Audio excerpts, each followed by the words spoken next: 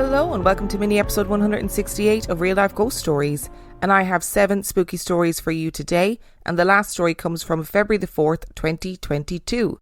Story number 1 comes from Jamie. I was never a spiritual kid, and I didn't see anything throughout my childhood.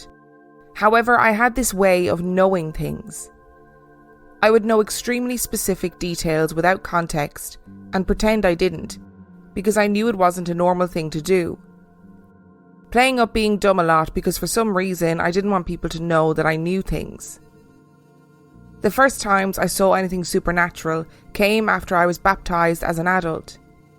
I went to visit my parents, who are skeptics. I prayed over the entrances to make unwanted entities know they are not welcome. That night I had a dream about a man and a little girl with black eyes trying to get in through the front door. I told them to go away, which made them angry, and the man started to bang against the door hard with his fists, rattling the whole house as they both screamed to be let in.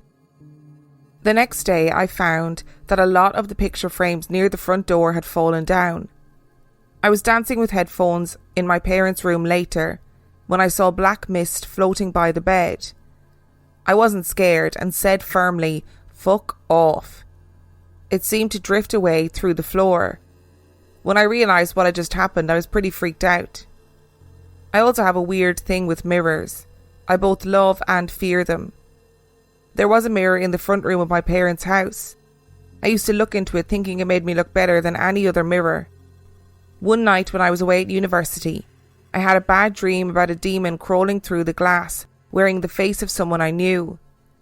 In the dream, I started to pray and push it back into the mirror to trap it inside. The next time I was on the phone to my mum, she told me the mirror had cracked and had to be thrown out. I now can't have a mirror facing me while I sleep because it feels wrong. I usually cover them with cloth. Last year when my partner was sleeping over, I left the mirror facing my bed uncovered for the first time. Then had a dream that something slithered out of the mirror and laid itself on my chest, pinning me still. It looked like my best friend, but it felt so off. It whispered really dark things about my partner and me. I struggled as hard as I could, and when I woke up, I covered the mirror straight away. That could have just been my anxious mind, I'm not sure, though I would rather not risk uncovering the mirror as I sleep anytime soon. Since I've now experienced more weird shit, I've given in to the random knowledge that pops into my head, gaining a little prophet title at my old church. What is really scary about knowing is when you know something bad will happen. A friend wanted a prophecy done, which I obliged. I got the usual fun, happy images, noticed he was on a boat, so I thought, okay, a voyage, and there was a bright sun in the sky. The sun then started to get consumed by a blackened image of a spider. I could feel a pit in my stomach and dread creeping in. We both agreed we didn't like the spider but carried on with our lives. The next month, he was on a boat with his family and sadly his father drowned.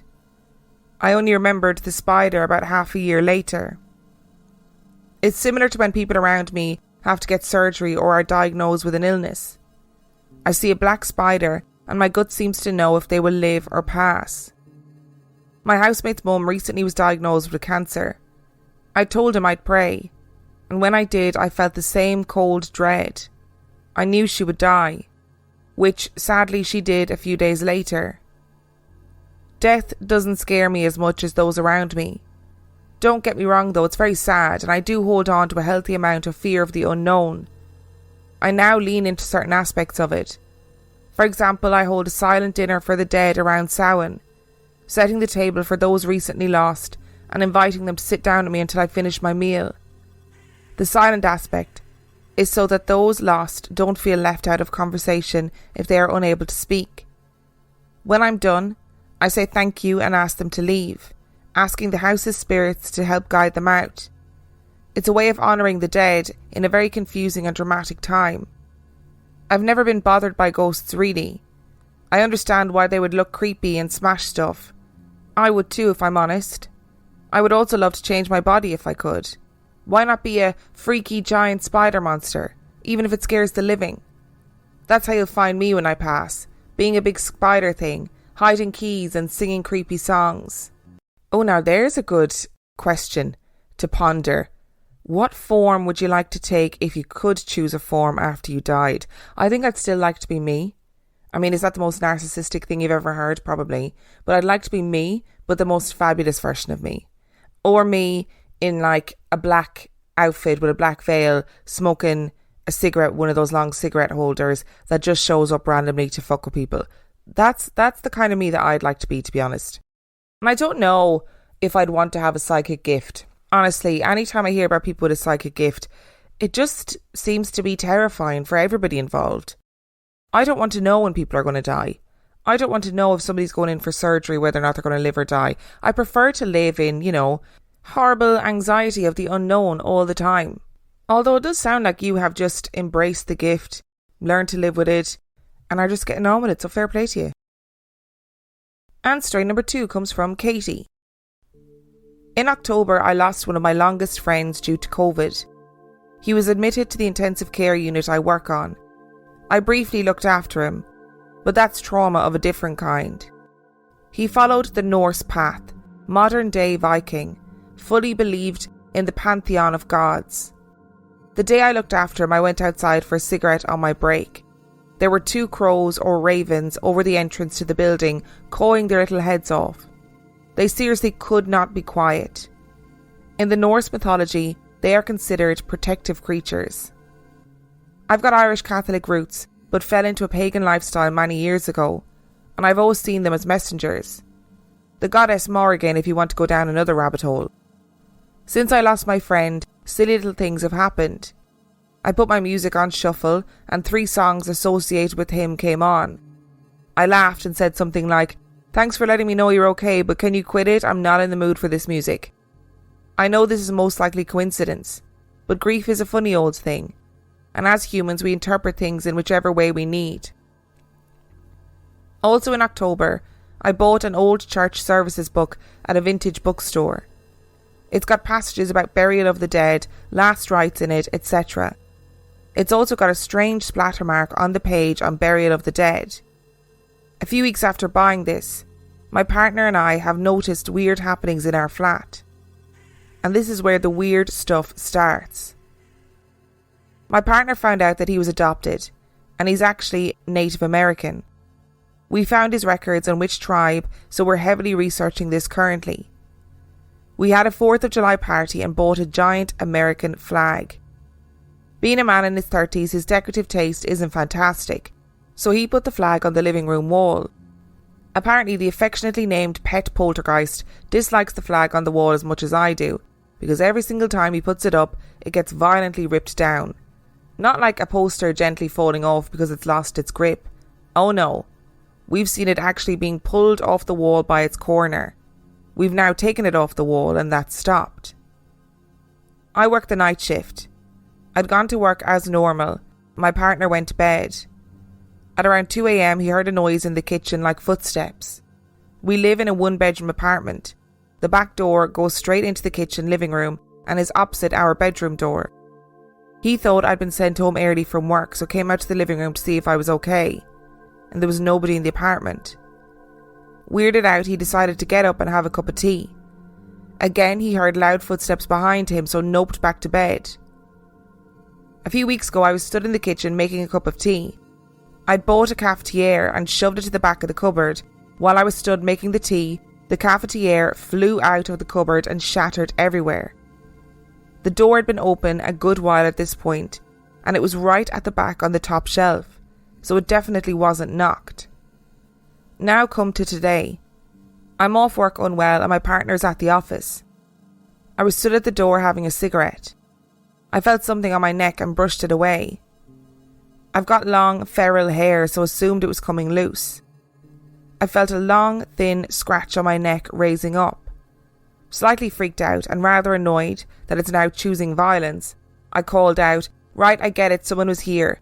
Whoever the fuck you are, you've no right to touch me. You can stay if you stop being spooky little dickhead, and if you don't stop, you are unwelcome here and need to leave." Weirdly, I've now got a sense of calm and peace since calling it out. Although, funnily enough, I can hear a crow cawing its head off outside. We've got brave people sending in their stories today. Brave people who are not afraid to stand up to that poltergeist in their lives, who are not afraid to stand up to that black mist and tell them who's boss. And I appreciate it. I like the energy of calling a poltergeist a spooky little dickhead. I feel like more spooky kids need to be called spooky little dickheads as well. And I feel like Katie makes such a good point in this story. Like, grief is a funny old thing. And as humans, we do interpret things in whatever way we need. So if you need to think that a robin flying by is a lost loved one, then so be it. If it brings you comfort, then so be it. I do still think, though, that when people say things like, oh, you know, the shuffle playlist played 3 songs that were relevant to my relationship with that person, it does make me go, maybe it is. Maybe it is. And maybe, like everybody else, that's just me hearing what I need to hear or believing what I need to believe. But I like to think that it is that person coming back. And as a side note, I appreciate a poltergeist with taste who's going, no, this decor choice is not the one. We got to change some things around here, okay? And story number 3 comes from Tony. I served 4 years in the United States Marines as a machine gunner. My first deployment was to Sanjin in Afghanistan. During my deployment, there were several strange events. The one I'm going to tell you happened on Post 2. A post is normally where we would stand to protect the base. If you were not on patrol or QRF, then you stood post. QRF is Quick Reaction Force, which is if someone is in trouble, you are the backup. For a while, there was an issue with people standing guard on Post 2. No one wanted to be there, because there had been several strange encounters. It was February of 2012, and I decided that I would stand that post. It was 2 or 3 in the morning, and out of nowhere I heard footsteps coming down from the front on my post. If you're on your post, that does not mean something good. I thought it was the corporal of the guard checking on us, since that is what they did from time to time. I called on the radio, and he informed me that he was on the other side of the base. As soon as he finished talking, the footsteps sounded as if they were running around the post.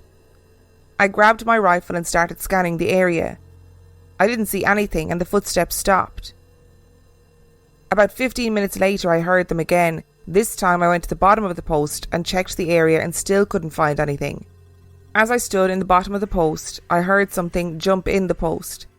Fear took over, as I had an M240 Bravo medium machine gun on that post, which meant they could fire directly at me with ease.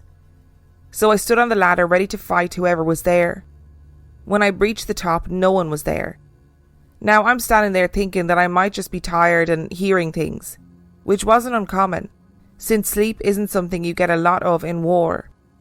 I placed my rifle on the table in front of me. I had the worst feeling, like someone was staring at me. I turned and saw, clear as day, a man looking at me 4 feet away. I panicked and grabbed my rifle and he was gone. That morning when I left the post, I was talking to some of my friends about it. Before I could finish telling the story, my friend stopped me and said, "But did you see him?" I knew he saw him, and his story was the same as mine. He heard the footsteps and did the same thing. We eventually found out that Post 2 was a post that a Marine had killed himself on. To this day, I believe that he haunts that post. There are so many stories about military bases being haunted or being the site of like poltergeist activity or loads of different things. And obviously, I'm not a soldier. I've never been to war. I don't have any soldiers in my family. I don't understand what it feels like to go to war, but I can only imagine that living on a base where everyone's tired, there's a lack of sleep. I know that you're trained to go out there and fight and various things, but I can only imagine the constant anxiety and fear and worry, and everybody's on high alert all the time. Like, that energy must do something. It has to do something. We also talk about poltergeists being attracted to the energy of like pubescent teenagers because of the energy that they give off. Like, there is so much energy around a military base for lots of different reasons. So it makes sense that if you subscribe to that theory that energy attracts things or keeps things hanging around, that maybe it would stay around. And obviously that Marine who took his own life was in terrible distress. So maybe his energy just never quite left. And now another no-brainer money-saving tip from Progressive. That doesn't sound good. The paper shredder's jammed, but I think I fixed it. Oh, well, try shredding these $50 bills then. Seems like it's working. Better try another $400. Stop. Instead of using money, use regular paper. And here's a better tip from Progressive on how not to waste money. Don't pay too much for car insurance. Drivers who switch and save could save hundreds. Progressive Casualty Insurance Company and Affiliates. Potential savings will vary. And story number 4 comes from Anne. In 1999, my husband and I were expecting our first baby and had been living in a sweet little 800 square foot house for a couple of years. My husband had a very good friend who was caught up in a drug addiction, which caused a great deal of turmoil with his wife. We loved the two of them and offered our home as a safe haven when he needed to be around friends. Occasionally, we'd get a very late night call that he needed to talk to my husband or come over. We were happy he felt safe to reach out. My husband later helped him to get a job where he worked and would spend the afternoons at our house after they got off. In the early morning hours, our friend would arrive to carpool to work with my husband. He would linger at the back door, located in the kitchen, sipping a coffee and chatting quietly with my husband about their plans for the day. Our cat, who hated everybody, found this man to be a kindred spirit and would greet him warmly. She never behaved this way with another person outside of our little family. Later in the day, the guys worked on projects and generally kept busy until our friend's wife was off work and could be with him at their own home. The idea was to occupy his time to help him with his sobriety. Unfortunately, in time, he relapsed and ultimately was the cause of a horrific car accident that not only took his own life but killed a young mother. Everyone who knew this man was devastated and leaned on each other to help his sweet bride move forward with her life. Around 6 to 9 months later, odd things began occasionally happening in our home. It started with a midnight doorbell sound one Saturday while my husband and I were watching TV. We jumped at the unexpected bell and hurried to the door, but no one was there. We had the same thing happen on 2 other weekends around similar times. Our couch where we were sitting was right next to the front door, and a large window was above the couch. We only had to turn around to look to see that the porch stood empty. Our yard had no places to hide if it had been kids playing a prank. My husband decided that it must have been an electrical short of some kind, since the house had 50-year-old wiring. I also had a couple of occurrences of the phone ringing and having no sound when I answered hello. My husband dismissed these as someone messing with us, and we didn't spend long dwelling on them. We had 2 episodes where the kitchen light just switched off. The switch physically moved while we were in the other room. Still, we tried to blame the wiring. 3 separate days my husband and I were standing in our tiny kitchen, and the wall phone speaker button inexplicably started its loud tone. Although startled, we brushed this off as well, as it had to be the wiring. The last occurrence I remember was just before we moved out. I was expecting our second baby, and we were quickly outgrowing our beloved home. The house was put on the market, and I had a realtor arriving shortly to show it to a prospective couple. I had the house in perfect order, grabbed my baby and went out the back door to my car, which was parked next to the house. I'd left the living room windows open for fresh air. One window was 4 feet from the side of my car. I snapped my little into his car seat, and as I closed the car door, I heard the doorbell. I took 2 quick steps to look around the corner of the house at the porch. No one was there. I didn't want the doorbell to sound while the house was being shown, so I hurried back inside, unplugged the doorbell from the wall, and set it out of sight, figuring the people were unlikely to test out the doorbell during their visit. They were going to arrive at any minute, so I ran back to my car, and as I began backing from the driveway, I could hear that doorbell ringing one more time. No one was on the porch, and no one was in my house. That was the moment I knew this was not an electrical issue with the wiring. We lived in 2 more homes since then, and never experienced anything like we did in our first home. If it was our friend, we pray his soul has found peace. Oh, that story has broken my heart. Addiction is so horrendous. It's just awful. for the people who are in the throes of addiction and for everybody around them. But it sounds like that you all worked together to give him as much opportunity to work on his sobriety as much as you possibly could, which is a testament to you guys being good friends. And I could totally understand feeling like this is definitely an electrical issue because they're all electrical adjacent incidents. But actually maybe it was just your friend's way of coming back and trying to get your attention to let you know that he's okay now and he's at peace. And story number 5 comes from Edward. This happened in the late 1980s when I was working at a hospital in downtown Toronto in Canada. My job was simple: clean the bodies and attach a name tag onto the big toe. On this particular shift, there was only one body that I had to take care of. It was the body of a man, aged about 40 with short brown hair, no moustache but a heavy beard. He was around 6 feet tall and weighed about 200 pounds. He was rough looking. I thought, great, what an easy night. After about 30 minutes, I'd done my job, when all of a sudden the room temperature dropped to about -5, and a foul odour permeated the room. I tried looking for the source of this odour and could not find it. Suddenly, I felt a mass of air enter the room, circled twice and then leave the room. As it was leaving the room, I noticed a blue mist following closely behind it. As soon as it left the room, the temperature went back to normal and the odour also vanished. I left the room in a hurry without looking back. The next day, I asked one of the nurses stationed in the morgue who the guy was, and she said he was a hitman for a biker gang and the police could not pin anything on him because no one would testify against him. I think what happened that night was a demon came into that room and took that man's spirit back to hell, and rightfully so. I worked at this hospital for 2 more years after this incident and did not experience another paranormal event. That experience made me a believer in demons. Whew, that's not a very nice story.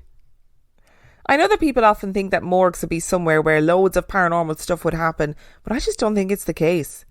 And I think that you get very used to working around dead bodies very, very quickly. And while I have not worked around dead bodies or done anything morgue related, I have seen a large number of dead bodies in my time. And I can tell you from experience that it's actually not a very freaky experience to see a dead body. It's sad and, it can be traumatic for various reasons, but I've never found it to be a scary experience. And I'm sure that other morgue workers and people who work in fields that are related to dead bodies or funerals or anything like that will probably tell you that they experience quite limited paranormal activity. So I'd imagine that when you do experience it, like in this case where it's the real feeling of a heavy breeze, the temperature dropping, a foul odour, like all of those things are going to make you sit up and pay attention and go, shit, what just happened? And look, I'm not a believer in demons, but we've heard many stories, many a time, about people who work in end-of-life care, who talk about black shadows or entities that come and take people at their end of life. So who am I to say? Who am I to say? And story number 6 comes from M. This story is something that I didn't want to talk about until we left the place where it happened. I've always been a spiritual person. Being raised pagan, I grew up around spirits, God, goddesses and deities. But this story begins when I was boarding my horse at the same place that I worked. We had a lot of problems before, but everything was something logical that would happen with the horses. This wasn't. My horse was inside at night and during the heat of the day, as he's very sensitive about that. I got back to the barn one evening, letting him out so he could run for a few hours as I was there. I brought him in after dark like normal, fed him, and I noticed that he had a bite on his back from a horse playing with him. That's all normal, so I had no problems or worries. I went to check on it in the dark like normal with very little light. And he went to itch his right back leg. I was on his left. He couldn't reach it, so I went to scratch it for him.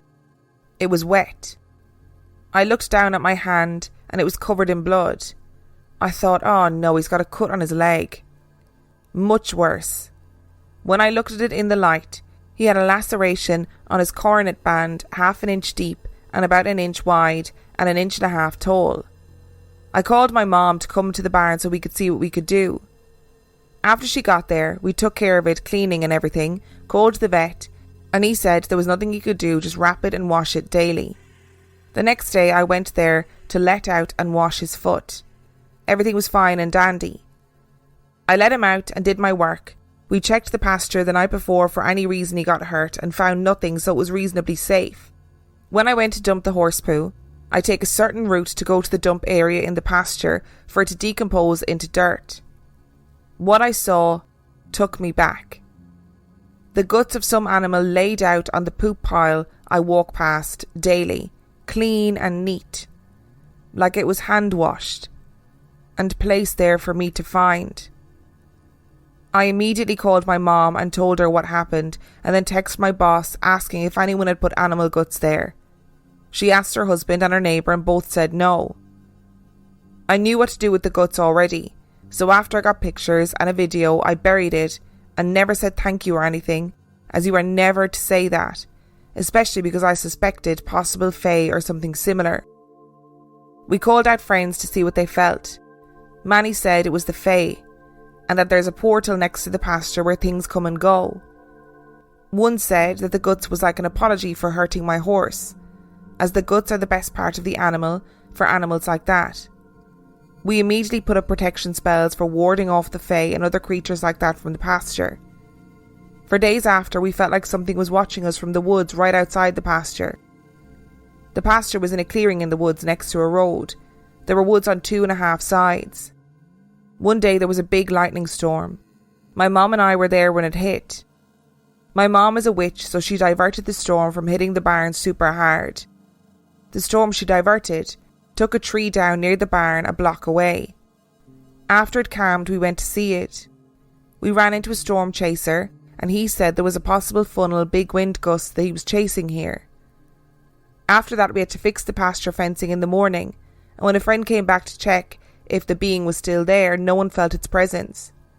It's believed to have been trapped and was able to leave when the lightning took out the power for a second during the storm. On the other side of the woods is a big power line, then train tracks and such, which makes sense as to why it couldn't leave. A road and an iron train track and electric wire keeping it in a little space. Even though it can be explained by this, I feel there was more to it. I've always been connected to the fae. Then I named my horse after a Celtic sun god who fought with the fae long ago. Naming him this was on purpose. We name our animals after deities. Months later, I did some meditation in his stall with him. I was sitting down and decided to put some protective energy around him to keep him safe. My energy has shown itself to me as gold. When I reached out to him, I felt a shock of energy around him and saw it in my mind's eye too. This was his energy, a powerful amount of silver energy that latched onto mine and opened a mental communication link. He showed me that he has a great deal of spiritual energy, more than I've ever seen. I asked him questions and listened, and he showed me pictures and feelings. I asked him how long we knew each other in other lives, and he showed me a few of the lives we had spent together. One, he was a Native American's horse, and I was a warrior from another place, clad in black armour, being torn off my horse a few 100 yards away from him by a rope around my neck. I can still feel the rope around my neck of being choked and falling onto the ground. I asked him how far back we knew each other, and he showed me all the way back to the fae. It was blurry, like time chipped away at the memory, but the feeling was there. There's so much I don't understand, like how we are connected to the fae and why. Why did he get hurt, and is there a message in there that I missed? One day I want to work with the fae, but I know that I'm not strong enough to do that yet. But I'm wondering if I need to look closer into it sooner rather than later, do more research and prepare myself faster. I've been working with Artemis for a while now, but they are different beings with different rules. So while I'm very curious about the whys and the hows, I do have concerns something not nice may happen if I look into them more. Or that I need to be looking into them, or something may happen. There are lots of things in this story that I know nothing about, including horses. I know very little about horses. I've never been on a horse. I've seen them. I've also stroked a horse's nose, but I've never been on a horse. I know very little about the pagan way of life, and I choose to know very little about the fae. So if I say anything ignorant or offensive, it is not meant to be at all. It is just because I don't know anything about these things. The animal guts laid out really nicely and cleanly and perfectly and neatly Gives me the heebie-jeebies. I don't like that at all. The way you described it seems like there's a real intention behind it. And I just don't like anything that hurts animals. Like, leave the animals out of it. Definitely leave the animals out of it. They are beautiful, wholesome beings, and they do not need to be accidentally or otherwise injured by the Fae, for sure. I have an interesting thing about auras. So one time I met a psychic who read my aura and said that my aura was silver. And apparently a silver aura is supposed to be representative of having like abilities to communicate with the other side. And look, I, don't know if soul is the right word, but I do think that animals have spirits or souls, or they have a substance to them beyond just being animals. I'm totally convinced of it. Totally convinced. So it wouldn't surprise me if your horse had an aura and was able to communicate other things. Horses are very intelligent creatures too, as far as I know. Again, I know very little about them. And story number 7 comes from Alison. Scarlett's story in mini episode 116 really moved me to tears today. I had a Mrs. Rice when I was little. She was a lovely lady called Mrs. Fulton who lived next door. Apparently as a toddler I would hear her grandchildren calling her Nana, and I would do the same. She then all but adopted me as I had no living grandparents, and told me, with my parents' permission, that she would be my Nana too. I would visit Nana every day, and her house was the warmest, most loving environment I'd ever experienced. It always smelled like her perfume, tea, and a freshly baked cake. Nana Fulton sadly passed away when I was 13, but has never seemed to be far away. I had my first son when I was 22 and was seriously ill with preeclampsia. I was terrified, but that night as I was praying that my son and I would be okay, I suddenly felt this warm feeling of peace surrounding me like a cosy hug full of love, and all I could smell was Nana's house. 10 years later, and I was in a difficult labour with my baby daughter. I was reaching my threshold for being able to cope when I suddenly felt calm. I looked up and there she was, sitting in the visitor's chair in the corner of the delivery room, smiling at me.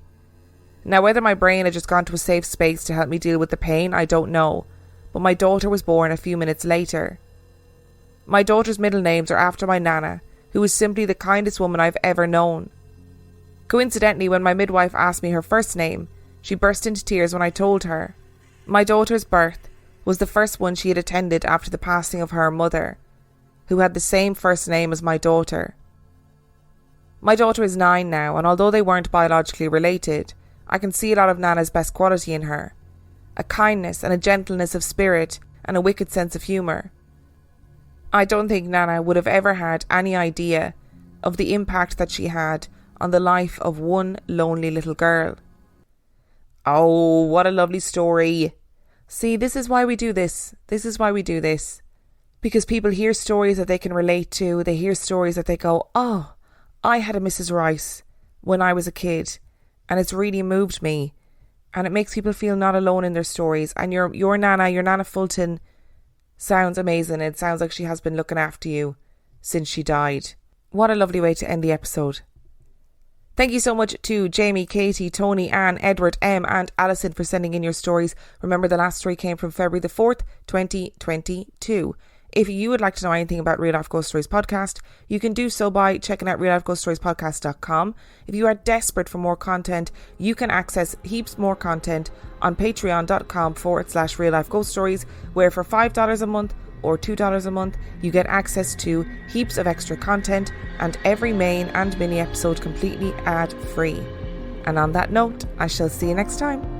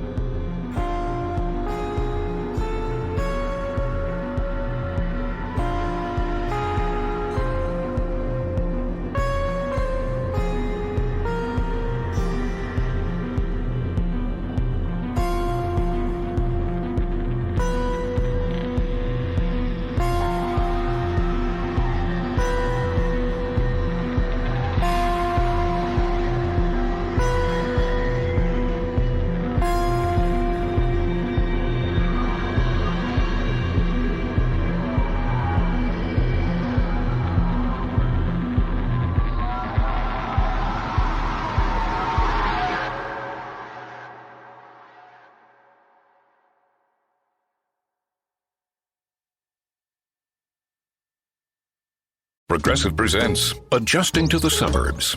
I never thought I'd care about gardening until I bought a house in the suburbs. But now I find myself in conversations about liquid fertilizer, and I wonder, am I the fertilizer guy now? No way. Everyone knows the ratio between phosphorus and nitrogen, right? Yeah, I'm still totally cool. Anyway, when you save with Progressive by bundling your home and auto, that's the easy part of adjusting to the suburbs. Progressive Casualty Insurance Company coverage provided in service by affiliates and third-party insurers.